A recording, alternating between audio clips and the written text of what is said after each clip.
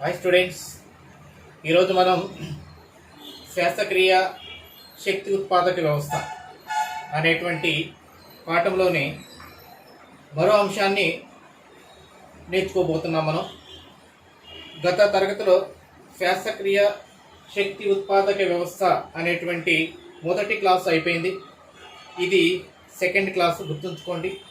మొదటి క్లాసులో మనం ఏం నేర్చుకున్నాము? శ్వాసక్రియ అంటే ఏమిటి, శ్వాసక్రియలో ఉన్నటువంటి దశలు ఏంటి, ఎన్ని దశలు ఉన్నాయమ్మా? 5 దశలు ఉన్నాయి. ఆ 5 దశలు ఏమిటి, తర్వాత శ్వాస మార్గము అంటే ఏమిటి, శ్వాస మార్గంలో ఉన్నటువంటి అవయవాలు ఏమిటి అనే విషయాన్ని మనం నేర్చుకున్నాము. ఈరోజు నేర్చుకోబోయేటువంటి అంశం ఏంటంటే దానికి కంటిన్యూషన్గా ఉంటుంది ఇది, కాబట్టి చాలా జాగ్రత్తగా వినండి. ఒకవేళ ఆ క్లాసు వినకపోయినా కూడా మళ్ళీ ఇన్ని దాని కంటిన్యూషన్ ఇది వినండి, మీకు మంచిగా అర్థమైంది. ఈరోజు మనం చర్చించబోయేటువంటి అంశం ఏమిటంటే శ్వాస మార్గంలో ఉన్నటువంటి అవయవాలు ఏమేంటో తెలుసు మీకు. ఆ అవయవాల యొక్క విధులు ఏమిటి, శ్వాస మార్గంలో ఉండేటువంటి అవయవాల యొక్క విధులు ఏమిటి, అదేవిధంగా ఉచ్ఛ్వాస నిశ్వాస ప్రక్రియలు ఎలా జరుగుతాయి అనేటువంటి 2 అంశాలను ఈరోజు చర్చించబోతున్నాము.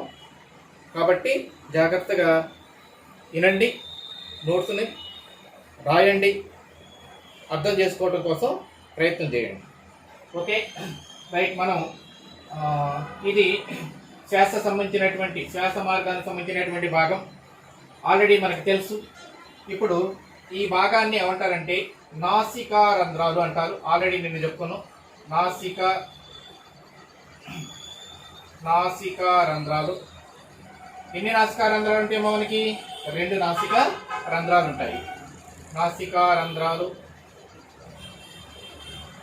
ఓకే, ఇప్పుడు ఈ నాసికా రంధ్రాలు అనేవి ఇవి నాసికా రంధ్రాలు. ఈ నాసికా రంధ్రాలు దేంట్లోకి ఓపెన్ అవుతాయమ్మా? దేంట్లోకి తెరుచుకుంటాయి? ఈ కుహరంలోకి తెరుచుకుంటాయి. ఈ కుహరాన్ని ఏమంటారు? నాసికా కుహరం. ఆల్రెడీ మనం చెప్పుకున్నాం. దాన్ని ఏమంటారు? నాసికా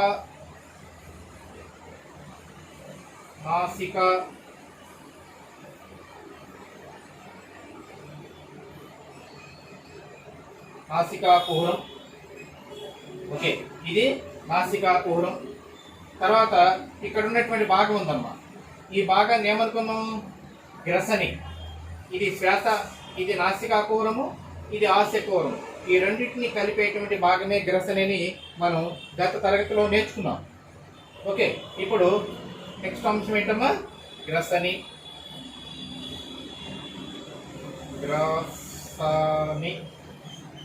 ఓకే, ఈ గ్రసని తర్వాత ఉన్నటువంటి ఇప్పుడు ఈ భాగం చూసుకున్నట్టయితే ఇదేంటమ్మా? దీన్ని స్వరపేటిక అంటారు. అంటే గ్రసని తర్వాత స్వరపేటిక.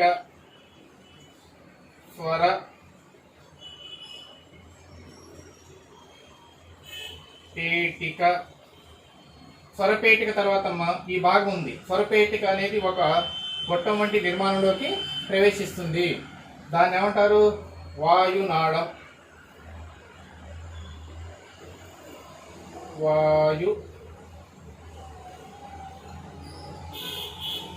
వాయునాళం. ఇది వాయునాళం. తర్వాత ఈ వాయునాళం అనేది ఇప్పుడు చూడండమ్మా, ఇది మనకి ఉరహ కుహరం ఉంటుంది. 2 కుహరాలు ఉంటాయి శరీరంలో. ఇది ఉదర కుహరము, ఇది ఉరహ కుహరము. ఓకే, ఈ ఉరహ కుహరంలోకి ఇక్కడికి వచ్చిన తర్వాత ఇవి 2గా విడిపోతాయి అన్నమాట.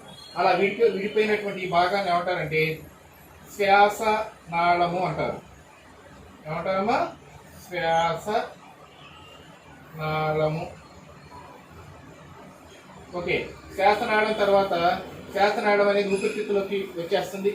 ఇక్కడ ఊపిరితిత్తులు 2 ఉన్నాయి. ఒకటి కుడివైపు ఉన్నటువంటి ఊపిరితిత్తి, ఇది ఎడమవైపు ఉన్నటువంటి ఊపిరితిత్తి.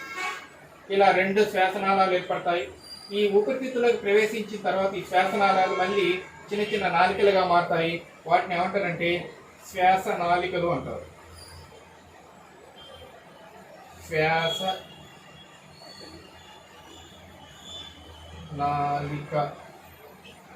నాలికలు. తర్వాత ఇక్కడ అనేక వాయుగోళ్ళు ఉంటాయని చెప్పుకున్నాం మనం. శ్వాస నాళికలు అనేవి ఒక బంతులోటి విమానంలోకి ప్రవేశిస్తాయి. వీటిని ఏమంటారు? వాయు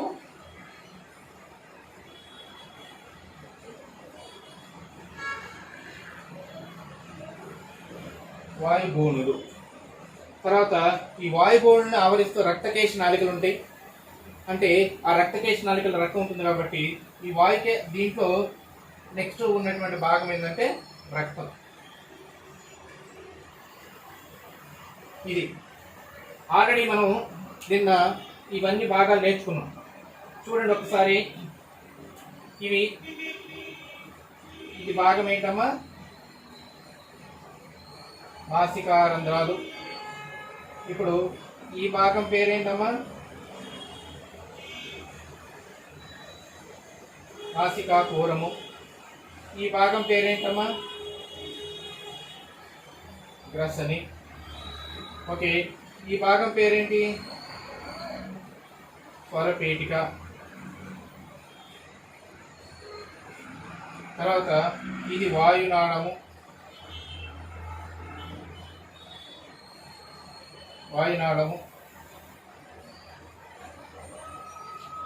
తర్వాత ఇప్పుడు ఇది శ్వాసనాళము. ఇది శ్వాసనాళికలు. తర్వాత ఇది వాయుగోళం.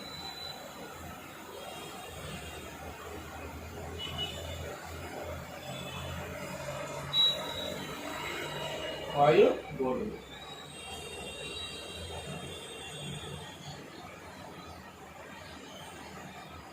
రైట్. దీంట్లో ఆల్రెడీ శ్వాస మార్గం గురించి నేను చెప్పినామమ్మా. ఇప్పుడు మనకి పరిసరాల్లో ఆక్సిజన్ ఉంటుంది. ఆక్సిజన్తో కూడినటువంటి గాలి ఎక్కడికి ప్రయాణిస్తుంది? మొదట నాసికారంధ్రాల్లోకి వస్తుంది. ఈ నాసికారంధ్రాల నుంచి ఎక్కడికి వస్తుంది? నాసికాకుహరాల్లోకి వస్తుంది. నాసికాకుహరాల నుంచి ఎక్కడికి వస్తుంది? గ్రసనికి వస్తుంది. గ్రసని నుంచి స్వరపేటిక. స్వరపేటిక నుంచి వాయునాళం. వాయునాళం నుంచి శ్వాసనాళం. శ్వాసనాళం నుంచి శ్వాసనాళికలు. శ్వాసనాళికల నుంచి వాయుగోణులు. వాయుగోణుల నుంచి ఎక్కడికి వస్తుందమ్మా?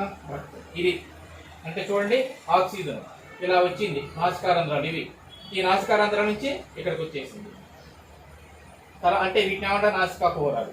నాసికాకుహరాల నుంచి ఎక్కడికి వస్తుంది? గ్రసనికి వస్తుంది. ఇది గ్రసని. తర్వాత గ్రసని నుంచి ఇదేమవుతుంది? ఇలా స్వరపేటికలోకి వచ్చేస్తుంది. ఇది అంటే ఇలా వచ్చినటువంటి గాలి ఇలా ఇందులోకి ప్రవేశిస్తుంది, స్వరపేటికలోకి వచ్చేస్తుంది. స్వరపేటిక నుంచి ఎక్కడికి వస్తుందమ్మా? వాయునాళంలోకి వస్తుంది. వాయునాళం నుంచి ఎక్కడికి వస్తుందమ్మా? శ్వాసనాళంలోకి వస్తుంది. శ్వాసనాళం నుంచి ఎక్కడికి వస్తుందమ్మా? శ్వాసనాళికల్లోకి వస్తుంది.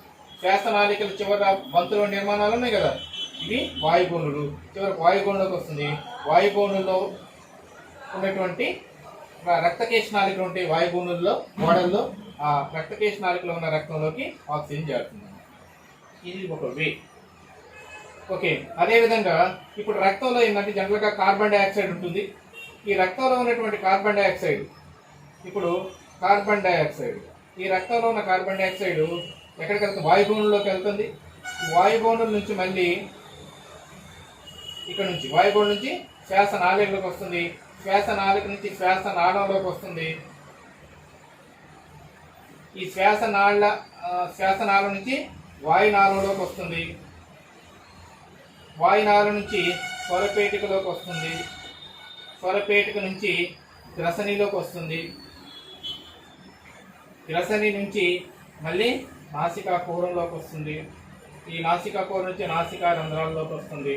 నాసికారంధ్రాల నుంచి బయటికి తిరుగుతుంది. ఇది కార్బన్ డైఆక్సైడ్. అంటే ఆక్సిజన్ యొక్క వే ఇలా ఉంటుంది. అదేవిధంగా కార్బన్ డైఆక్సైడ్ యొక్క వే ఉంటుంది. అంటే ఆక్సిజన్ అనేది రక్తం దాకా వెళ్తుంది. రక్తంలో ఉన్న కార్బన్ డైఆక్సైడ్ మళ్ళీ పరిసరాల్లోకి వచ్చాయి. అంటే పరిసరాల్లో ఉన్నటువంటి ఆక్సిజన్ ఈ మార్గం ద్వారా రక్తంలోకి వస్తుంది. రక్తంలో కలిసిన తర్వాత రక్తంలో ఉన్న కార్బన్ డైఆక్సైడ్ మళ్ళీ ఇలా రక్తం నుంచి వాయుగోణులు, వాయుగోణు నుంచి శ్వాసనాళికలు, శ్వాసనాళిక నుంచి శ్వాసనాళము, వాయునాళము, స్వరపేటిక, గ్రసని, నాసికాకుహరాలు, నాసికారంధ్రాల ద్వారా బయటకు వస్తుంది. అందుకే దీన్ని ఏమన్నారంటే శ్వాస మార్గము అన్నాం. ఇది ఆల్రెడీ నిన్నటి క్లాస్లో మనం నేర్చుకున్న అంశాన్ని మీకు ఒక్కసారి రీక్యాప్చులేషన్ చేస్తాను, గుర్తు చేస్తాను. ఓకే, ఇవి ఇప్పుడు మనం ఈ రోజు లెసన్ ఏంటంటే ఈ అవయవాల గురించి నేర్చుకుందాం. ఒక్కొక్క అవయవానికి వాటి యొక్క ఫంక్షన్ ఏంటి, వాటి యొక్క విధులు ఏంటి అనేటువంటి విషయాన్ని మనం ఈరోజు తెలుసుకోబోతున్నాము. చాలా జాగ్రత్తగా వినండి. రైట్, ఫస్ట్ నాసికా రంధ్రాలు. ఇవి గాలిని లోపలికి పంపించడానికి మాత్రమే తోడ్పడుతూ ఉంటాయి. ఒక జత అంటే 2 నాసికా రంధ్రాలు ఉంటాయి. తర్వాత నాసికా కుహరాలు. ఈ నాసికా కుహరాలలో ముఖ్యంగా మనకి 2 అంశాలు ఉంటాయి. నాసికా కుహరాల్లో ఉండేటువంటి అంశం ఏంటంటే 2 అంశాలు ఉంటాయి. దాంట్లో ఏంటంటే ఒక పొర ఉంటుంది. ఈ పొరని ఏమంటారంటే శ్లేష్మ పొర అంటారు.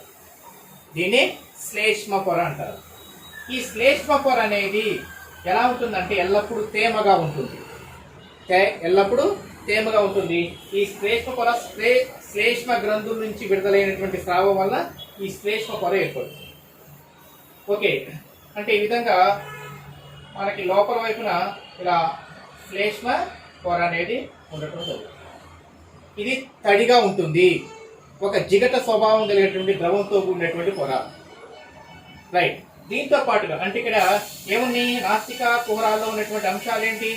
ఒకటి శ్లేష్మ పొర, ఒకటి శ్లేష్మ పొర, శ్లేష్మ పొర ఉంటుంది. ఓకే, మరి శ్లేష్మ పొర యొక్క ఉపయోగం ఏమిటి అంటే ఇది ఎల్లప్పుడూ తడిగా ఉంటుంది. తడిగా ఉండటం వల్ల ఏమవుతుందంటే దీని యొక్క మెయిన్ ఉపయోగం ఏంటంటే, దీని ముఖ్యమైన విధి ఏంటంటే వేడి గాలి లోపలికి ప్రవేశించినప్పుడు ఎప్పుడైనా మనకి ఒక్కోసారి 40 డిగ్రీ సెంటీగ్రేడ్ ఉండొచ్చు టెంపరేచర్, పరిసరాల ఉష్ణోగ్రత. మనకి సమ్మర్ వచ్చిందంటే మార్చి ఏప్రిల్ వచ్చిందంటే మనకి 40 డిగ్రీలు దాటే అవకాశం ఉంటుంది. ఆ 40 డిగ్రీల అంటే అంత టెంపరేచర్తో ఉన్నటువంటి గాలి లోపలికి పోయినట్టయితే ఈ వాయుగోణులు చాలా సున్నితమైనవి కాబట్టి ఆ వేడి గాలి కిందకి ఇక్కడ దాకా వస్తే ఇవి ప్రమాదానికి గురయ్యే అవకాశం ఉంది. కాబట్టి ఆ గాలిని ఏం చేస్తున్నా, అంత వేడిగా ఉన్న గాలి ఇక్కడికి వచ్చిందంటే రాదు. ఆ వేడి గాలి మన శరీర ఉష్ణోగ్రత వరకు తగ్గిస్తుంది. జనరల్గా మన శరీర ఉష్ణోగ్రత ఎంత ఉంటుంది? 37 డిగ్రీ సెల్సియస్ లేక 98.4 డిగ్రీ ఫారెన్హీట్ ఉంటుంది. అంటే శరీర ఉష్ణోగ్రత వరకు తగ్గించడంలో, క్రమపరచడంలో శ్లేష్మ పొర ఉపయోగపడుతుంది.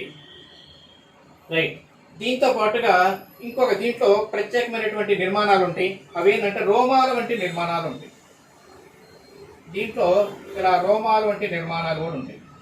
ఈ రోమాలు వంటి నిర్మాణాలు ఉండటం వలన ఏం జరుగుతుంది అంటే గాలితో, అంటే గాలి మనం తీసుకున్నప్పుడు ఈ గాలిలో అనేక దుమ్ము రేణువులు, ధూళి కణాలు ఉండే అవకాశం ఉంటుంది.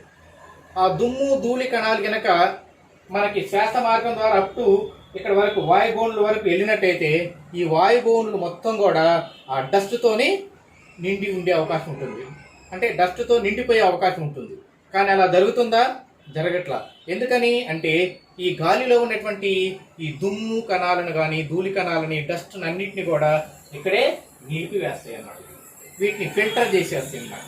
అంటే దుమ్ము కణాలను లోపలికి పోనీయకుండా నిరోధించడంలో ఈ రోమాల వంటి నిర్మాణాలు తోడ్పడతాయి. అంటే మనకి నాసికా కుహరంలో ముఖ్యంగా 2 భాగాలు ఉన్నాయి.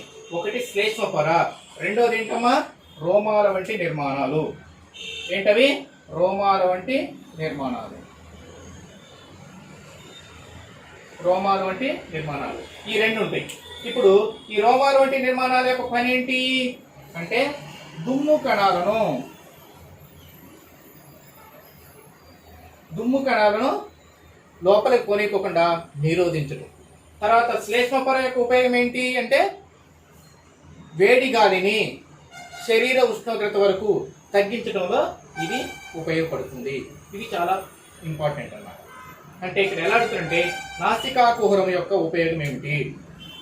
ఒకవేళ నాసికా కుహరము తడిగా లేకపోతే ఏం జరుగుతుంది? నాసికా కుహరం కనుక తడిగా లేకపోతే, లేక నాసికా కుహరంలో కనుక శ్లేష్మ పొర లేకపోతే ఏం జరుగుతుంది? నాసికా కుహరంలో శ్లేష్మ పొర లేకపోయినట్టయితే వేడి గాలి శరీరంలోని వాయుగోణులకు ప్రవేశిస్తుంది. అప్పుడు వాయుగోణులు ప్రమాదానికి గురవుతాయి. చివరికి శ్వాసక్రియకు ఆటంకం కలిగే అవకాశం ఉంటుంది. అది రాయాలి. ఓకే, తర్వాత ఒకవేళ నాసికా కుహరాల్లో రోమాలు లేకపోయినట్టయితే ఇది ఏమి జరుగుతుంది? ఏం జరుగుతుందమ్మా?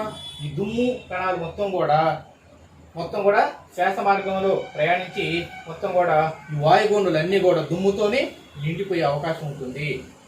కాబట్టి అప్పుడు కూడా శ్వాసక్రియకు ప్రమాదం జరిగే అవకాశం ఉంటుంది.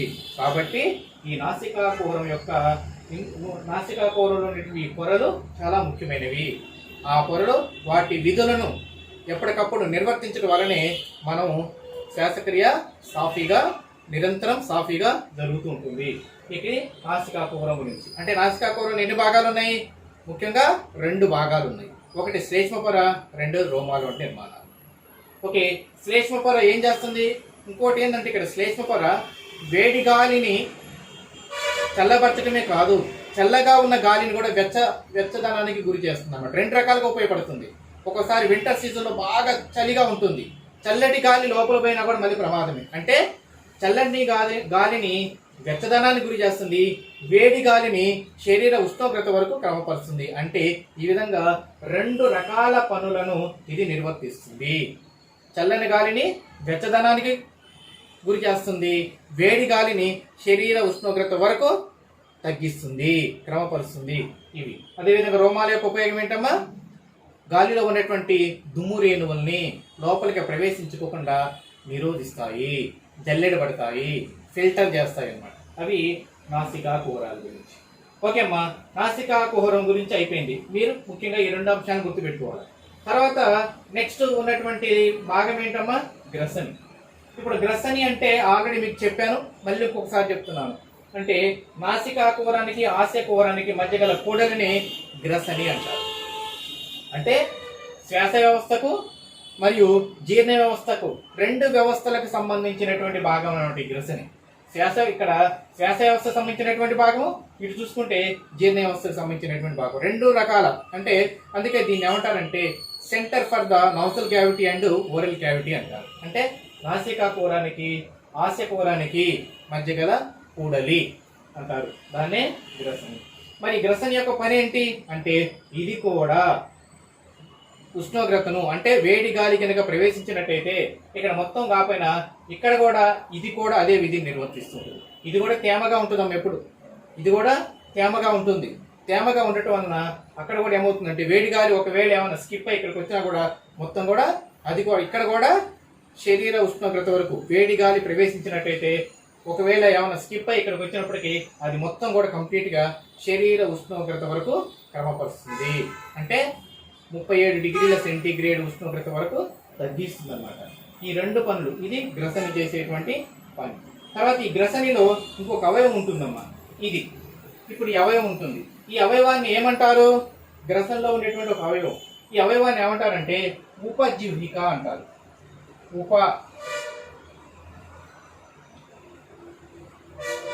ఉపజిహ్విక అంటారు.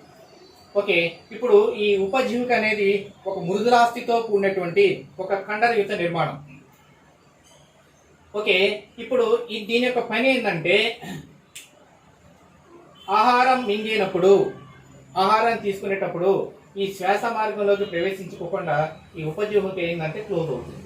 అంటే ఆహారం అంటే బోలస్ కిందకి ఇలా వచ్చినప్పుడు ఇది ఏమవుతుందంటే ఈ కంఠబేలం రంధ్రాన్ని క్లోజ్ స్వరపేటుకుని కప్పి ఉంచుతుంది.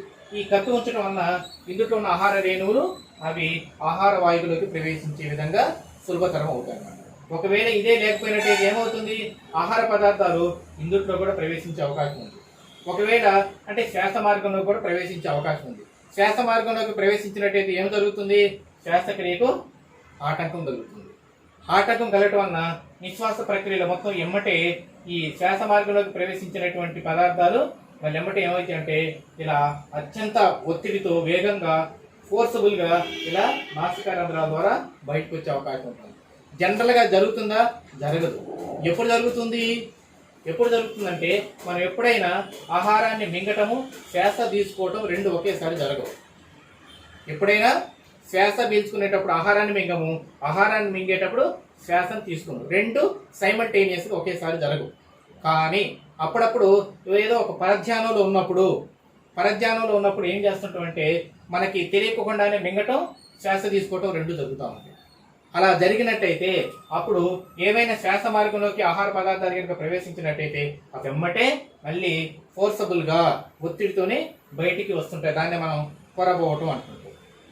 ఓకే, జనరల్గా మనోళ్ళు కొరబోతుందంటే నిన్నెవరో ఎక్కడో అనుకుంటున్నారు అంటారు. అంటే ఇక్కడ ఎవరో మన అనుకోవటం కాదు, మనమే ఏరే వాళ్ళ గురించి అనుకుంటున్నాం, అందుకే ఇది జరుగుతుంది. ఏరే వాళ్ళ గురించి అనుకుంటున్నాం కాబట్టి పరధ్యానంలో ఉంటున్నాం.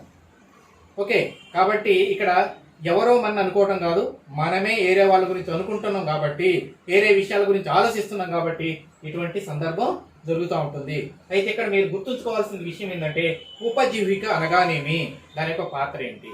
ఉపజీవిక అనగానేమి అంటే గ్రసనిలో ఉండే ఖండరహితమైనటువంటి నిర్మాణము. ఇది స్వరపేటిక రంధ్రాన్ని కప్పి ఉంచుతుంది. ఓకే, ఒకవేళ ఇది లేకపోయినట్టయితే ఏం జరుగుతుంది? ఇక్కడ ప్రశ్న ఏంటంటే ఉపజీవిక లేకపోతే ఏం జరుగుతుంది? ఉపజీవిక లేకపోతే ఏం జరుగుతుందమ్మా? ఆహార పదార్థాలు శ్వాస మార్గంలోకి మింగినప్పుడు ఆహార పదార్థాలు శ్వాస మార్గంలోకి ప్రవేశిస్తాయి. ప్రవేశించినప్పుడు శ్వాసక్రియకు ఆటంకం కలుగుతుంది. అప్పుడు శ్వాస మార్గంలోకి ప్రవేశించిన ఆహార పదార్థాలు నాసికారంధ్రాల ద్వారా బయటికి వస్తాయి. దీన్నే కొరబోవటం అంటాము. ఇది ఉపజీవిక గురించి. ఓకే, మరొకసారి నుండి చాలా ఇంపార్టెంట్. ఉపజీవిక అనేది ఖండరహితమైన నిర్మాణము. ఇది స్వరపేటికకు గల రంధ్రమైనటువంటి కంఠబిలాన్ని కప్పి ఉంచే నిర్మాణము. ఇది గ్రసనిలో ఉంటుంది. ఓకే, ఇది ఆహార పదార్థాలను శ్వాస మార్గంలోకి వెళ్ళకుండా నిరోధిస్తుంది. అది దాని యొక్క విధి. దాని గురించి అడిగే అవకాశం ఉంటుంది. చాలా ముఖ్యమైనటువంటి భాగం అన్నమాట. ఉపజీవిక అనగానేమి, అది ఎక్కడ ఉంటుంది, లేక ఉపజీవిక లేకపోతే ఏం జరుగుతుంది అనేటువంటి విషయాన్ని మనం గుర్తుంచుకోవాలమ్మా. చాలా జాగ్రత్తగా ఒకసారి మీరు టెక్స్ట్ బుక్ చదవండి. దాంట్లో ఉన్నటువంటి అంశాన్ని, నేను చెప్పిన అంశాన్ని జోడించుకొని మీరు ఓన్గా దానికి సంబంధించినటువంటి సెంటెన్సెస్ని ఫ్రేమ్ చేసుకొని నోట్స్ రూపంలో తయారు చేసుకోండి. ఓకేనమ్మా, రైట్. నెక్స్ట్ ఏంటంటే అమ్మా స్వరపేటిక. ఈ స్వరపేటిక అనేది చూడండి, ఇక్కడ ఈ స్వరపేటికలో స్వరపేటిక ఇది ఒక ఉబ్బెత్తుగా ఉండేటువంటి నిర్మాణం. దీంట్లో మొత్తం 9 ఎముకలతో కూడినటువంటి 9 అవయవాలతో కూడినటువంటి నిర్మాణం ఇది. దీంట్లో స్వరతంత్రులు అనేటువంటి నిర్మాణాలు ఉంటాయి. ఈ స్వరతంత్రులు అనేటువంటి నిర్మాణాలు ఏం చేస్తాయంటే మనం నిశ్వాస ప్రక్రియలో గాలిని వదిలే ప్రక్రియ నిశ్వాసం అంటారు. ఈ నిశ్వాస ప్రక్రియలో అవి కంపిస్తూ ఉంటాయి. ఈ కంపించడం వలన ఏమవుతుందంటే సౌండ్ అనేది ఉత్పత్తి అవుతుంది. అంటే ఇప్పుడు నేను మాట్లాడుతున్నప్పుడు ఏం చేస్తున్నంటే అవి గాలిని వదులుతూ మాట్లాడుతున్నా. గాలిని వదులుతూ మాట్లాడటం వల్ల ఏమవుతుంది, ఇక్కడ ఉన్నటువంటి స్వరతంత్రులు అనేవి వైబ్రేట్ అవుతాయి, కంపిస్తాయి. ఇక్కడ ఉన్నటువంటివి కంపిస్తాయి. కంపించడం వల్ల శబ్దం అనేది ఉత్పత్తి అవుతుంది.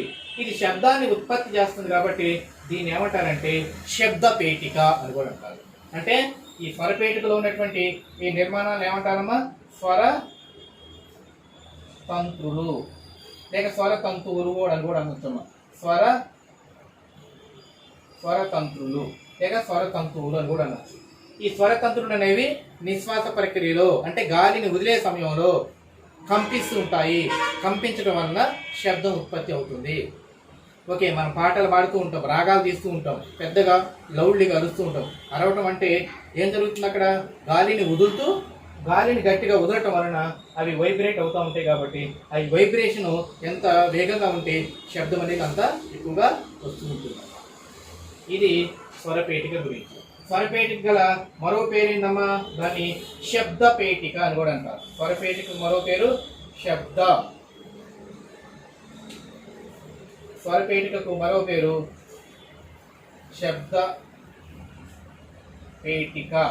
శబ్దపేటిక అని కూడా అంటారు. కాబట్టి గుర్తుంచుకోండి, స్వరపేటిక మరో పేరు శబ్దపేటిక. రైట్ నాన్న. స్వరపేటిక తర్వాత ఉన్నటువంటి మరో భాగం ఏంటి? నెక్స్ట్ ఇంకో భాగం ఏంటమ్మా? వాయునాళం.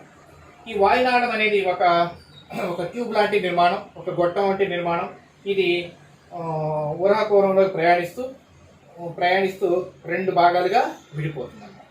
ఇప్పుడు దీన్ని కప్పుతూ అర్ధచంద్రాకారంలో లేక ఇంగ్లీష్ లెటర్ సి ఆకారంలో ఉన్నటువంటి కొన్ని నిర్మాణాలు దీనిపైన ఉంటాయి అన్నమాట. ఓకే, ఈ సి ఆకారపు నిర్మాణాలు ఉంటాయి. సి ఆకారపు నిర్మాణాలు ఎలా ఉంటాయి? ఈ సి ఆకారపు నిర్మాణాలని ఇవి మృదులాస్థితో తయారవుతూ ఉంటాయి. ఇవి ఏ భాగంలో ఉంటాయి అంటే పృష్ఠ భాగంలో ఉంటాయి. అంటే ఉదర భాగంలో ఉండు, పృష్ఠ భాగంలో మాత్రమే ఇవి మనకి ఈ సి ఆకారపు రింగులు అనేవి ఉంటాయి. మరి వీటి యొక్క పని ఏంటమ్మా అంటే ఈ అంటే ఈ వాయునాళం అనేది ముడుచుకొని పోకుండా ఉండటానికి, ఈ వాయునాళం ముడుచుకొని పోకుండా ఉండటానికి ఇది తోడ్పడుతూ ఉంటాయి అన్నమాట. ఏంటవి? మృదులాస్థితో కూడినటువంటి సి ఆకారపు రింగులు. ఎక్కడ ఉంటున్నాయి అవి? వాయునాళం పైన అంటే పృష్ఠ భాగంలో ఉంటాయి అన్నమాట. సగం వరకే ఉంటాయి, పూర్తిగా ఉండవు. అంటే సి అంటే ఏంది? సగం వరకే కదా, అర్ధచంద్రాకారం సగం వరకే, పూర్తిగా ఉండదు అనమాట. అంటే ఇలా వరకు ఉంటుంది అన్నమాట. ఇవి సి ఆకారపు రింగులు. ఇవి దేంతో తయారవుతాయి? మృదులాస్థితో తయారవుతాయి. దేని మీద ఉంటున్నాయి? వాయునాళం పైన ఉంది. వాటి యొక్క ఉపయోగం ఏమిటి? వాయునాళము ముడుచుకొని పోకుండా ఉండటానికి తోడ్పడుతుంది. రైట్, ఇవి సి ఆకారపు రింగులు అన్నమాట. ఇక నెక్స్ట్ మనం చూడండి, మనకి వాయునాళము ఉరహ కుహరంలో, ఇది ఉరహ కుహరం. ఇప్పుడు ఇది ఉదర కుహరము, ఇది ఉరహ కుహరం. ఈ ఉరహ కుహరంలో ఏమవుతుందంటే ఇక్కడికి వచ్చిన తర్వాత ఇలా 2గా విడిపోతాయి అన్నమాట. ఇటు ఒక ఊపిరితిత్తు ఉంటుంది, ఇటు ఒక ఊపిరితిత్తు ఉంటుంది. ఈ ఊపిరితిత్తులోకి ఇవి ప్రవేశిస్తుంది అన్నమాట. ఇప్పుడు ఈ సి ఆకారపు రింగులమ్మ అక్కడికే కాదు, వీటి మీద కూడా ఉంటాయి అన్నమాట. శ్వాస నాళికల పైన కూడా ఉంటాయి. దాని కూడా పని ఏంటంటే అవి ముడుచుకుని పోకుండా ఉండటానికి, స్టిఫ్గా ఉండటానికి తోడ్పడుతూ ఉంటాయి అన్నమాట. ఈ శ్వాసనాళాలు ఎన్ని ఉన్నాయి? 2 ఉన్నాయి. ఒక్కొక్క శ్వాసనాళము ఒక్కొక్క ఊపిరితిత్తులోకి ప్రవేశిస్తుంది అన్నమాట. అంటే ఇప్పుడు కుడివైపు ఉన్నటువంటి శ్వాసనాళం కుడి ఊపిరితిత్తులోకి, ఎడమవైపు ఉన్నటువంటి శ్వాసనాళం ఎడమ ఊపిరితిత్తులోకి ప్రవేశిస్తుంది. ఓకేమ్మా, ఇవి. దీని తర్వాత ఉన్నటువంటి నిర్మాణాలు ఏంటమ్మా? శ్వాసనాళికలు. అంటే శ్వాసనాళాలు చిన్న చిన్న భాగాలుగా, చిన్న చిన్న శాఖలుగా విడిపోతాయి. అలా విడిపోయినటువంటి వాటిని ఏమంటారంటే శ్వాస నాళికలు అంటారు. ఓకే, ఈ శ్వాస నాళికలు చివరను చూసినట్టయితే మనకి ఇలా బాలు వంటి నిర్మాణాలు, ఉంటాయి. ఇలా బాలు వంటి నిర్మాణాలు ఉంటాయి. ఇవి బాలు వంటి నిర్మాణాలు ఉంటాయి. వీటిని ఏమంటారమ్మా? వాయు గోళులు అంటారు. ఇవి వాయుగోణులు. ఇప్పుడు ఈ వాయుగోణులు ఎలా ఉంటాయి అంటే, వాయుగోణుల్ని వాయుగోణు ఉన్నట్టయితే ఈ వాయుగోణు ఇలా వాయుగోణి బంతి ఆకారంలో ఉంటుంది. ఈ బంతి ఆకారంలో ఉన్నటువంటి వాయుగోణి పైన ఏమిటి అంటే ఇలా రక్తకేశ నాళికలు ఉంటాయి అన్నమాట. ఇలా ఇప్పుడు వాయుగోణి ఇలా అనుకున్నట్టయితే ఇలా రక్తకేశ నాళికలు ఇందులోకి ప్రవేశిస్తుంది. రక్తకేశ నాళికలు ఉంటాయి. ఓకే, ఇప్పుడు ఇక్కడికి ఏమవుతుందంటే ఆక్సిజన్ వస్తుంది. ఎప్పుడైతే ఇక్కడికి ఆక్సిజన్ వచ్చిందో ఈ రక్తకేశ నాళికల్లో ఉన్నటువంటి రక్తంలోకి ఇది వెళ్ళిపోతుంది. ఇలా రక్తకేశ నాళికలు ఉంటాయి. ఈ రక్తకేశ నాళికలో ఉన్న రక్తంలోకి ఆక్సిజన్ వెళ్ళి కలవడం జరుగుతుంది. అదేవిధంగా ఇప్పుడు రక్తంలో ఉన్న కార్బన్ డైఆక్సైడ్ కూడా మళ్ళీ వాయుగోళంలోకి విడుదలవుతుంది. ఈ వాయుగోళంలోకి విడుదలయ్యి మళ్ళీ సేమ్ ఇలాగా మనం ఇందాక చెప్పుకున్నట్టుగా రక్తం నుంచి వాయుగోళం నుంచి శ్వాసనాళికలు, శ్వాసనాళము, వాయునాళము, స్వరపేటిక, గ్రసని, నాసికాకోరము, నాసికారంధ్రాలు, ఇలా నాసికారంధ్రాల ద్వారా బయటికి విడుదలవడం జరుగుతూ ఉంటుంది. ఇవి శ్వాస మార్గంలో ఉన్నటువంటి అవయవాలు. వీటిలో చాలా ముఖ్యమైనటువంటి ఏంటంటే వాయుగోళం. ఈ వాయుగోళం ఆవరించి ఏముంటుంది? రక్తకేశ నాళికలు ఉంటుంది. రక్తకేశ నాళికల్లో ఏముంటుంది? రక్తం ఉంటుంది. ఎప్పుడైతే వాయుగోళంలోకి ఆక్సిజన్ వచ్చిందో ఆ రక్తకేశ నాళికలో ఉన్నటువంటి రక్తంలోకి ఆక్సిజన్ పీల్చుకోబడింది, విసరణ చెందిద్ది అన్నమాట. అంటే ఇక్కడ ఆక్సిజన్ ఎక్కువ ఉంటుంది, రక్తకేశ నాళికలో ఉన్న రక్తంలో ఆక్సిజన్ తక్కువ ఉంటుంది కాబట్టి విసరణ ప్రక్రియ ద్వారా అది రక్తంలో కలుస్తున్నారు. ఓకే, ఈ విధంగా రక్తంలో కలిసి అదే సమయంలో కార్బన్ డైఆక్సైడ్ ఇందులోకి విడుదలవుతుంది. అంటే ఇక్కడ వాయు మార్పిడి కూడా జరుగుతూ ఉంటుంది. అయితే ఇవి శ్వాసక్రియకు ముఖ్యమైనటువంటి నిర్మాణాలు ఇవే. అంటే దీన్నే ఈ వాయుగోనులను ఇంకో పదాన్ని ఏమంటారంటే శ్వాస వ్యవస్థ యొక్క నిర్మాణాత్మక క్రియాత్మక ప్రమాణాలను కూడా పేర్కొంటారు. అంటే శ్వాస వ్యవస్థ యొక్క నిర్మాణాత్మక క్రియాత్మక ప్రమాణాలు ఏంటమ్మా? వాయుగోనులు. ఈ వాయుగోనులు అనేవి కొన్ని మిలియన్ల సంఖ్యలో ఉంటాయి. అంటే మన ఊపిరితిత్తుల్లో ఉన్నటువంటి వాయుగోనుల్ని అన్నింటినీ కూడా వాటిని కట్ చేసి ఇలా పరిచినట్టయితే దాదాపుగా 160 చదరపు మీటర్ల వైశాల్యాన్ని ఆక్రమిస్తాయి. అంటే ఒక టెన్నిస్ కోర్ట్ ఎంత అయితే ఉంటుందో అంత కోర్టు. అంటే మన ఊపిరితిత్తుల లోపల వాయుగోనులు అన్నింటినీ కట్ చేసి బాల్ లాగా ఉన్నాయి కదా, వాటిని కట్ చేసి కింద విస్తరించినట్టయితే ఒక టెన్నిస్ కోర్టు అంత వైశాల్యాన్ని విస్తరిస్తాయి. అంటే అన్ని వాయుగోనులు మన దేహంలో ఉంటాయి అన్నమాట. ఇవి ఏం చేస్తున్నాయి అంటే వాయువుని, ఆక్సిజన్ని తీసుకొని కార్బన్ డైఆక్సైడ్ వదలటానికి తోడ్పడుతూ ఉంటాయి అన్నమాట. అంటే ఇవి ఎంత ఎక్కువ ఉంటే ఎంత ఆక్సిజన్ అంతా లోపలికి ప్రవేశిస్తుంది. ఆక్సిజన్ ప్రవేశించాలంటే వాయుగోనుల సంఖ్య ఎక్కువ ఉండాలి. వాయుగోనుల సంఖ్య ఎంత ఎక్కువ ఉంటే మనకు ఆక్సిజన్ అంతా లోపలికి సప్లై అవుతుంది అన్నమాట. ఇది వాయుగోనుల గురించి. ఇక్కడ వాయుగోనులకు మరో పదం ఏంటి? ఊపిరితిత్తుల యొక్క నిర్మాణాత్మక క్రియాత్మక ప్రమాణాలు. ఓకే, ఇవి శ్వాస మార్గంలో ఉన్నటువంటి ముఖ్యమైన భాగాలు. ఇప్పుడు చూడండి, మళ్ళీ ఒక్కసారి రీక్యాప్సులేషన్ చేస్తాను. ఫస్ట్ భాగం ఏంటి? నాసికారంధ్రాలు, నాసికా కూర. నాసికా కూరలు ఎన్ని ఉన్నాయి? ముఖ్యంగా 2 భాగాలు ఉన్నాయి, శ్లేష్మ పొర, రోమాలు. శ్లేష్మ పొర యొక్క ముఖ్యమైన ఎలా ఉంటుంది? ఎల్లప్పుడూ తేమగా ఉండి చల్లటి గాలిని వెచ్చదనానికి గురి చేస్తుంది. వేడి గాలిని శరీర ఉష్ణోగ్రత వరకు క్రమపరచడం శ్లేష్మ పొర యొక్క పని, గుర్తుంచుకోవాలి. నెక్స్ట్ రోమాలు ఏం చేస్తాయి? గాలిలో ఉండేటువంటి దుమ్ము ధూళి రేణువుల్ని లోపలికి ప్రవేశించుకోకుండా నిరోధించడమే రోమాల యొక్క పని. ఎక్కడ రోమాలు? నాసికా కుహరాలో ఉన్నటువంటి రోమాల యొక్క పని. నెక్స్ట్ ఏంటి? గ్రసని. ఈ గ్రసని కూడా వేడి గాలిని చల్లదనానికి, వేడి గాలిని శరీర ఉష్ణోగ్రత వరకు తగ్గించడము, అదేవిధంగా చల్లటి గాలిని మళ్ళీ ఇప్పుడు ఏంటంటే నోటి ద్వారా కొంచెం బాగా చల్లగా ఉంటే అంటుంటాం, అంటే కొంత వేడి టెంపరేచర్ కూడా ఇందులోకి వెళ్ళి ఇది కూడా ఏం చేస్తుందంటే చల్లటి గాలిని వెచ్చదనానికి గురి చేస్తుంది. అదేవిధంగా బాగా ఉన్న వేడి గాలిని చల్లదనానికి గురి చేయటం. ఈ విధంగా 2 రకాల ప్రక్రియలను గ్రసని నిర్వహిస్తుంది. ఈ గ్రసన్ని ఎలా చెప్పుకోవచ్చు? నాసికా కూరానికి, ఆశకూరానికి మధ్య గల కూడల్ని గ్రసని అంటారు. ఈ గ్రసనలో ఒక ఖండరహితమైన నిర్మాణం ఉంటుంది, అదే ఉపజీవిక ఉంటుంది. ఈ ఉపజీవిక ఏం చేస్తుందంటే గ్రసన నుంచి ఆహారం బోలస్ అనేది శ్వాస మార్గంలోకి ప్రవేశించుకోకుండా నిరోధిస్తుంది. ఇది ఉపజీవిక. నెక్స్ట్ స్వరపేటిక. ఈ స్వరపేటిక అనేది స్వరతంత్రులను కలిగి ఉంటుంది. ఇవి శబ్దాన్ని ఉత్పత్తి చేయడంలో తోడ్పడతాయి. అందుకే దీన్ని ఏమంటారంటే శబ్దపేటిక లేక వాయిస్ బాక్స్ అంటారు. ఆ తర్వాత ఉన్నటువంటి నిర్మాణం వాయునాళము. దీన్ని గాలిగొట్టము అని కూడా అంటారు. విండ్ పైప్ అంటారు. గాలిగొట్టం లేక విండ్ పైప్ అంటారు. దీనిపైన సి ఆకారపు మృదులాస్థితో తయారైన సి ఆకారపు రింగులు ఉంటాయి. ఇవి వాయు నాళాన్ని ముడుచుకుని పోకుండా నిరోధిస్తాయి. అదేవిధంగా వాయునాళం అనేది 2 భాగాలకు విడిపోతుంది. వాటిని శ్వాసనాళాలు అంటారు. ఈ శ్వాసనాళాలు ఊపిరితిత్తు లోపల అనేక చిన్న సూక్ష్మమైనటువంటి శాఖలుగా విడగొట్టబడుతున్నాయి. వాటిని శ్వాసనాళికలు అంటారు. ఈ శ్వాసనాళికలు అనేవి వాయుగోనులతో సంబంధాన్ని కలిగి ఉంటాయి. వాయుగోనులోకి ప్రవేశిస్తాయి. వాయుగోనులు అనేవి కొన్ని మిలియన్ సంఖ్యలో ఉంటాయి. ఈ వాయుగోనులు ఏం చేస్తాయి అంటే తనలోకి వచ్చినటువంటి పరిసరాల నుంచి లోపలికి వచ్చిన ఆక్సిజన్ రక్తంలోకి పంపిస్తున్నాయి. రక్తంలో ఉన్న కార్బన్ డైఆక్సైడ్ని గ్రహించి మళ్ళీ శ్వాస మార్గం ద్వారా బయటకు పంపించడంలో అంటే వాయు మార్పిడి జరగడానికి వాయుగోనులు తోడ్పడుతుంటాయి.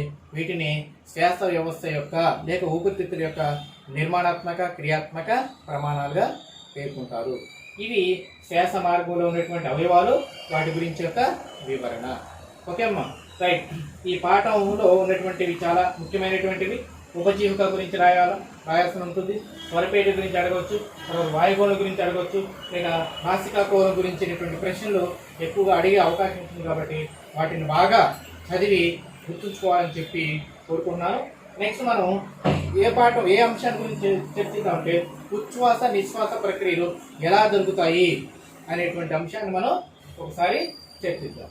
అయితే ఉచ్ఛ్వాస నిశ్వాస ప్రక్రియలు జరగటానికి మనకి తోడ్పడేటువంటి కొన్ని నిర్మాణాలు ఉన్నాయి. ఏమేమి నిర్మాణాలు ఉన్నాయి ఏంటి అనేది చూసుకుందాం. దీన్ని చెప్పడానికి ముందు ఇక్కడ ఇప్పుడు ఊపిరితిత్తులు అనేవి ఉరహకోరంలో ఉన్నాయి. ఉరహకోరంలో ఒక ముఖ్యమైనటువంటి అవయవం ఉంటుంది. ఆర్గాన్ ఉంటుంది. ఏంటో చెప్పండి? గుండె ఉంటుంది. గుండె జనరల్గా ఈ ఊపిరితిత్తుల మధ్యలో ఉండి కొంచెం ఎడం వైపుకి ఉంటుందన్నమాట. అంటే మధ్యలోనే ఉంటుంది, కానీ ఎడం వైపుకి కొంచెం వేటవాలుగా ఎడం వైపుకి కొంచెం ఎడం వైపుగా ఉంటుంది. అందుకే ఈ ఎడమ వైపు ఉన్నటువంటి ఊపిరితిత్తి కొంచెం చిన్నగా ఉంటుంది, కుడివైపు ఉన్న ఊపిరితిత్తి పెద్దగా ఉంటుంది. ఇక్కడ కూడా ప్రశ్న అడిగే అవకాశం ఉంది. ఊపిరితిత్తులు రెండు సమానంగానే ఉన్నాయా అంటే లేవు. ఏ ఊపిరితిత్తి చిన్నగా ఉంటుంది? ఎడమ ఊపిరితిత్తి.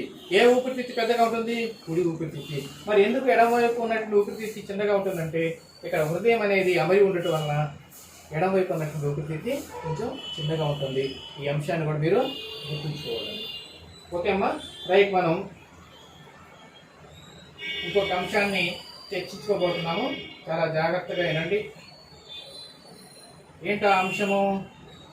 శ్వాస ఉచ్ఛ్వాస నిశ్వాస ప్రక్రియలు ఎలా జరుగుతాయి, ఉచ్ఛ్వాస నిశ్వాస ప్రక్రియలు ఎలా జరుగుతాయి అనేటువంటి అంశాన్ని మనం చూద్దాము. ఉచ్ఛ్వాస నిశ్వాస అంటే మనకి శ్వాసక్రియలో కొన్ని దశల గురించి చెప్పుకుందాం. 5 దశలు ఉన్నాయి. ఒకటి ఉచ్ఛ్వాస నిశ్వాస క్రియలు, రెండోది ఊపిరితిత్తుల వద్ద వాయు మార్పిడి, నెక్స్ట్ మూడవది రక్తం ద్వారా వాయు రవాణా, నాలుగవది కణజాలాల వద్ద వాయు మార్పిడి, నెక్స్ట్ ఐదవది కణ శ్వాసక్రియ. మళ్ళీ ఒకసారి చెప్తానండి. ఊపిరితిత్తుల వద్ద ఏంటి? ఒకటి ఉచ్ఛ్వాస నిశ్వాస ప్రక్రియలు, 2 ఊపిరితిత్తుల వద్ద వాయు మార్పిడి, 3 రక్తం ద్వారా వాయు రవాణా, 4 కణజాలాల వద్ద వాయు మార్పిడి. అంటే ఇక్కడ వాయు మార్పిడి 2 సార్లు జరుగుతుంది అన్నమాట. కణజాలాల వద్ద 4వది, కణజాలాల వద్ద వాయు మార్పిడి 5వది కణ శ్వాసక్రియ. వాటిల్లో మొదటి దశను గురించి మీకు ఇప్పుడు వివరించబోతున్నాను. చాలా జాగ్రత్తగా వినండి. ఇప్పుడు దీంట్లో మనకు ఉపయోగపడేటువంటి జనరల్గా మనం గాలిని తీసుకోవటము, మరి గాలిని వదులుతూ ఉంటాము. అంటే ఇలా వదలటము తీసుకోవటానికి మనం అంటే కొన్ని అవయవాలు తోడ్పడుతుంటాయి అన్నమాట. ఆ అవయవాలు ఏంటని చూసుకున్నట్టయితే ఒకటి పక్కటెముకల యొక్క కండరాలు.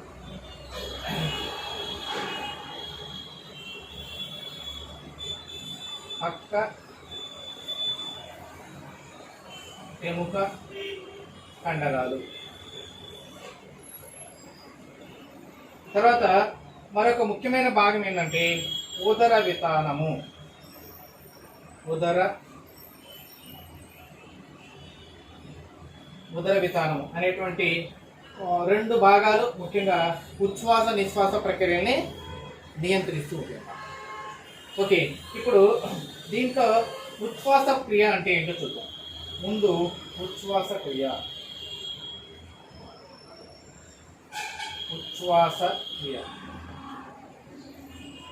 ఉచ్ఛ్వాస క్రియలో ఏం జరుగుతుందో చూద్దాం. ఇప్పుడు పక్కటెముకలు అనేవి మనకు తెలుసు. ఇప్పుడు ఈ భాగంలో పక్కటెముకలు ఉంటాయి. ఇక్కడ మనకి అనేక ఇలా పక్కటెముకలు అనేవి ఇలా ఉంటాయి. ఇలా పక్కటెముకలు ఉంటాయి. ఇలా మొత్తం కూడా మనకి ఎన్ని పక్కటెముకలు ఉంటాయమ్మా అంటే ఇలా మొత్తం కూడా 12 పక్కటెముకలు ఉంటాయి. ఈ పక్కటెముకలతో కూడినటువంటి ఒక మంచి పంజరం లాంటి నిర్మాణం అనమాట. ఈ పక్కటెముకలు మనకి ఈ ఉరహకోరాన్ని రక్షిస్తూ ఉంటాయి అన్నమాట. ఈ పక్కటెముకల మధ్యలో కండరాలు ఉంటాయి. దాన్ని పక్కటెముక కండరాలు అంటారు. వీటి పైన చర్మం ఉండటం వల్ల అవి కనపడలేదు. మీరు కరెక్ట్గా ఇలా పట్టుకొని ఇలా చూసినట్టయితే పక్కటెముకలు టచ్ అయితే ఈ పక్కటెముకలు ఇక్కడ ఒక ప్రత్యేకమైన ఎముక ఉంటుంది. దీన్ని రొమ్ము ఎముక అంటారు. ఈ రొమ్ము ఎముకకు టచ్ అవుతూ ఉంటాయి. దీన్ని స్టెర్నమ్ అని కూడా అంటారు, లేక రొమ్ము ఎముక అంటారు. రొమ్ము ఎముకకు టచ్ అవుతూ ఉంటాయి. మరి ఇది ఇక్కడ రొమ్ము ఎముక ఇక్కడ వరకు ఉంటుంది. ఇవన్నీ పక్కటెముకలన్నీ ఉదర భాగంలో వెనక భాగంలో వెన్నుముకతో ప్రారంభమై ఇక్కడ ఉన్నటువంటి ఈ రొమ్ము ఎముకతో కనెక్ట్ అయి ఒక పంజరం లాంటి నిర్మాణాలు ఏర్పడతాయి. దానివలన ఈ ఊపిరితిత్తులు మరియు ఇక్కడ ఉన్నటువంటి హృదయము రక్షించబడుతుంది అన్నమాట. ఓకే అమ్మా, రైట్. అదేవిధంగా అంటే ఇప్పుడు ఈ పక్కటెముకల మధ్య ఉన్నటువంటి కండరాలు. అదేవిధంగా ఇప్పుడు ఈ ఉదర వితానం, ఇది ఉదర వితానం అమ్మ. ఈ ఉదర వితానం ఎలా ఉంటుందంటే జనరల్గా ఒక గొడుగు ఆకారము లేక డోమ్ షేప్లో ఉంటుంది. ఇలా చూడండి, ఇలా డోమ్ షేప్ లేక గొడుగు ఆకారంలో ఉంటుంది అన్నమాట సహజంగా. తర్వాత ఇవన్నీ కూడా ఏంటంటే ఉదర వితాన కండరాలు. ఇప్పుడు ఇవి ఉదర వితాన కండరాలు. జాగ్రత్తగా ఏంటంటే ఓకే. ఇప్పుడు చూడండి, మనం ఇప్పుడు నార్మల్గా ఉన్నప్పుడు గాలిని తీసుకున్నప్పుడు ఏం జరుగుతుందో చూడండి. ఇప్పుడు నేను గాలిని తీసుకున్నాను. గాలిని తీసుకున్నప్పుడు ఏమైంది, ఈ భాగం మొత్తం కూడా పైకి వచ్చేసింది. గాలిని వదిలినప్పుడు కిందికి వెళ్తుంది. గాలిని తీసుకున్నప్పుడు ఈ భాగం వరకు పైకి వస్తుంది. అంటే ఈ భాగం వరకు పైకి వస్తుందంటే ఏం జరుగుతుంది, ఈ భాగం మొత్తం పైకి వస్తుంది అంటే ఏం జరుగుతుంది, లోపల ఎముకలు మొత్తం కూడా పైకి వస్తుంది. తర్వాత ఇక్కడ చూడండి నాన్న, అంటే ఇలా పైకి రావడానికి కారణం ఏం జరుగుతుందంటే ముందు ఈ ఉదర వితాన కండరాలు సంకోచిస్తాయి. ఈ ఉదర వితాన కండరాలు సంకోచించడం వలన ఎప్పుడైతే సంకోచిస్తాయో ఈ పక్కటెముకల కండరాలు కూడా సంకోచిస్తాయి. రెండు ఒకేసారి సంకోచిస్తాయి. ఓకే, ఈ పక్కటెముకల కండరాలు సంకోచించడం వల్ల ఈ ఎముకలు మొత్తం పైకి వచ్చేస్తాయి. అదేవిధంగా ఉదర వితానం కండరాలు సంకోచించడం వల్ల ఇలా డోమ్ షేప్లో ఉన్నటువంటిది ఏమవుతుందంటే ఇలా ఫ్లాట్గా వచ్చేస్తుంది. అంటే ఇలా చదునుగా తయారవుతుంది. ఇలా వచ్చేస్తుంది, ఇలా చదునుగా వచ్చేస్తుంది, అంటే ఇలా వచ్చేస్తుంది. ఇప్పుడు ఈ డోమ్ షేప్ ఉండదు. ఈ డోమ్ షేప్ ఉండదు కాబట్టి ఈ లంగ్స్ లోపల ఖాళీ ప్రదేశం ఏర్పడుతుంది. ఇదంతా ఇక్కడ మొత్తం కూడా ఖాళీ ప్రదేశం ఏర్పడుతుంది. ఇలా ఏమొచ్చేసింది, ఎప్పుడైతే ఈ కండరాలు సంకోచించాయో ఇలా ఫ్లాట్గా తయారవుతుంది. ఈ ఫ్లాట్గా తయారైనప్పుడు ఏమవుతుంది, ఇక్కడ ఖాళీ ప్రదేశం వస్తుంది. అప్పుడు ఏమవుతుందంటే అంటే ఇప్పుడు ఇదంతా ఏంది మనకి ఉరహకుహరం యొక్క పరిమాణం ఏమైంది, పెరిగింది. ఉరహకుహరం పరిమాణం పెరగడం వలన ఇప్పుడు ఈ ఊపిరితిత్తులు కూడా ఏమవుతుంది అంటే ఇలా ఫ్రీగా కిందికి వచ్చేస్తాయి. ఈ ఊపిరితిత్తులు ఇలా కిందికి ఫ్రీగా వచ్చేస్తాయి. అప్పుడు ఊపిరితిత్తు లోపల వైశాల్యం ఏమవుతుంది, పెరుగుతుంది. అంటే ఊపిరితిత్తుల యొక్క వైశాల్యం పెరుగుతుంది. వైశాల్యం పెరగటం వలన ఎప్పుడైనా వైశాల్యం అంటే బాగా విశాలంగా తయారవుతుంది అన్నమాట. వైశాల్యం పెరగటం విశాలంగా తయారవుతుంది. విశాలంగా తయారు కావటం వలన ఇక్కడ పీడనం అనేది ఏమవుతుందమ్మా, పెరుగుతుందా తగ్గుతుందా? వైశాల్యం పెరగటం వలన పీడనం ఏమవుతుంది, తగ్గుతుంది. ఎప్పుడైతే ఇక్కడ పీడనం తగ్గిందో అప్పుడు బయట ఉన్నటువంటి గాలి అనేది ఎక్కడికి వచ్చేస్తుందమ్మా, లోపలికి ప్రవేశిస్తుంది. ఓకే, దీన్ని ఏమంటారంటే ఉచ్ఛ్వాస ప్రక్రియ అంటారు. చాలా జాగ్రత్తగా ఏనండి. ఉచ్ఛ్వాస ప్రక్రియలో జరిగేది ఏంటి, ఉదర వితాన కండరాలు పక్కటెముక కండరాలు సంకోచిస్తాయి. సహజంగా ఉదర వితానం ఇలా గొడుగు ఆకారంలో డోమ్ షేప్లో ఉంటుంది. ఎప్పుడైతే ఉదర వితాన కండరాలు సంకోచించాయో ఉదర వితానం ఇలా ఫ్లాట్గా తయారవుతుంది. ఇలా ఫ్లాట్గా వచ్చేసింది. ఫ్లాట్గా రావటం వలన అదే టైంలో ఈ పక్కటెముకల కండరాలు కూడా సంకోచిస్తాయి. ఈ పక్కటెముకల కండరాలు కూడా సంకోచించి ఇది పైకి వచ్చేస్తుంది.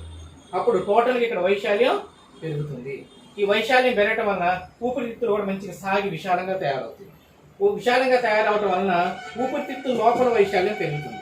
ఊపిరితిత్తుల లోపల వైశాల్యం పెరగటం వలన చూడండి, ఎప్పుడైనా వైశాల్యానికి పీడనం అవి రెండు విలోమానుపాతంలో ఉంటాయి.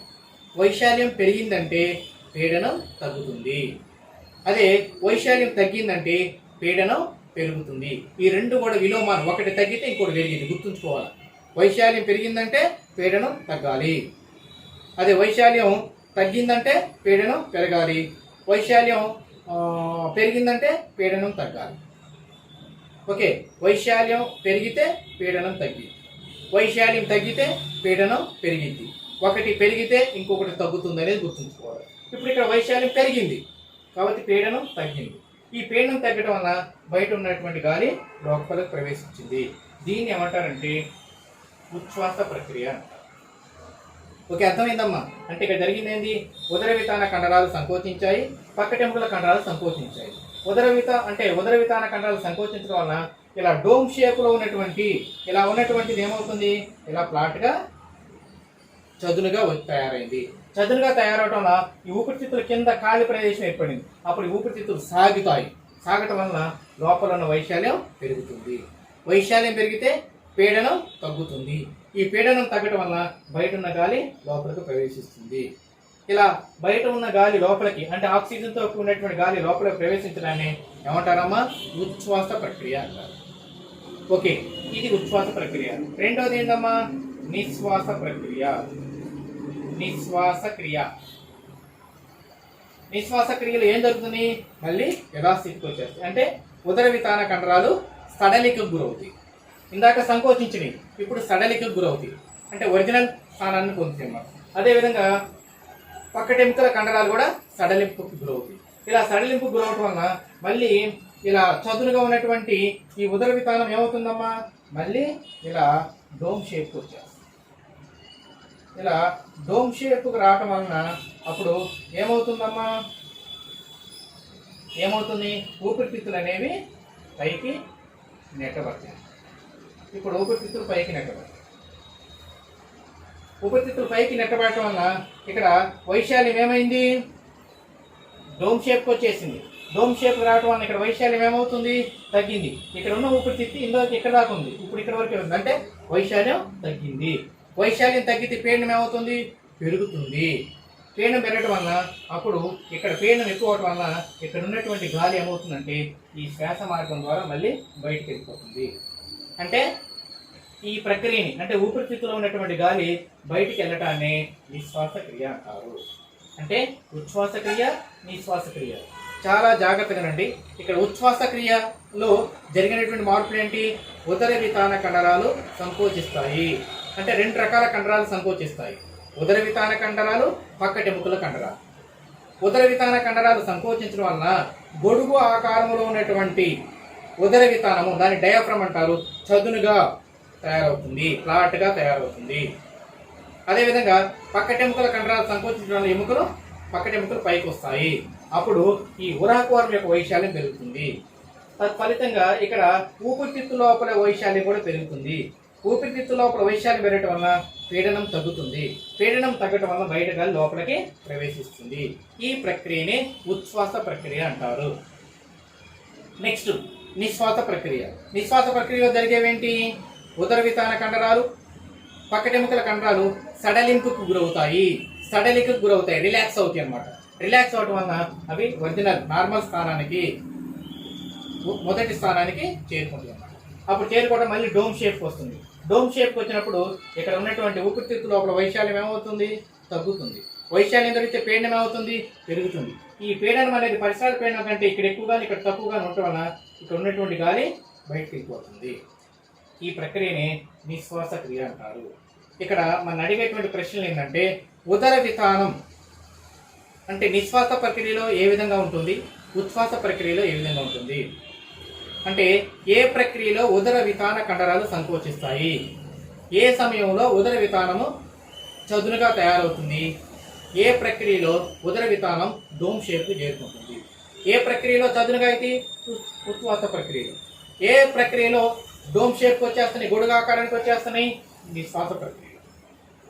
ఇక్కడ శ్వాస అంటే ఉదర వితానము యొక్క విధిని రాయండి అనొచ్చు. ఒకవేళ ఉదర వితానం లేకపోతే ఏం జరుగుతుంది, ఉదర వితానం లేకపోతే ఏం జరుగుతుంది, ఇక్కడ ఉదర వితానమే లేకపోతే ఇక్కడ ఉరహకోరం యొక్క వైశాల్యం పెరగదు. ఉరహకోరం యొక్క వైశాల్యం పెరగకపోతే ఉచ్ఛ్వాస ప్రక్రియ ముందు జరగదు.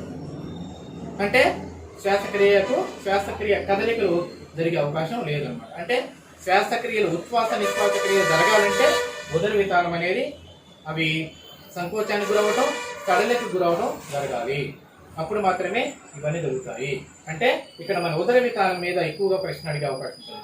ఉదర వితానము ఏ భాగానికి సంబంధించింది, ఏ వ్యవస్థకు సంబంధించింది, అది లేకపోతే ఏం జరుగుతుంది, ఏ వ్యవస్థ సంబంధించింది, శ్వాస వ్యవస్థ సంబంధించింది, అది లేకపోతే ఏం జరగదు, అంటే ఏమవుతుంది, ఏం జరుగుతుందంటే ఉచ్ఛ్వాస ప్రక్రియలో జరగవు.